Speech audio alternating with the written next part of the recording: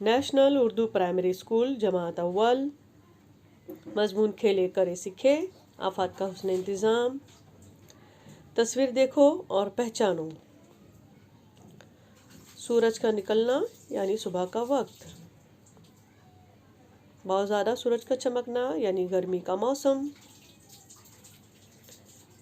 बारिश, बरसात का मौसम। बादलों से आसमान का घिर जाना। बिजली का चमकना।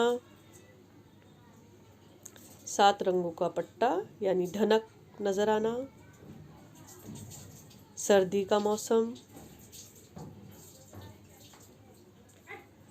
समंदर का भरना यानी मध। नदी, जंगल में से गुजरती हुई एक नदी। बहुत ज़्यादा यानी तूफानी बारिश। सैलाब का आना। सूखा पड़ जाना यानी कहत साली। सूखे पड़ने की वजह से जानवरों का मर जाना। एक खूबसूरत सा बाग। पत्तों का झड़ता हुआ नजर आना यानी पतझड़ का मौसम।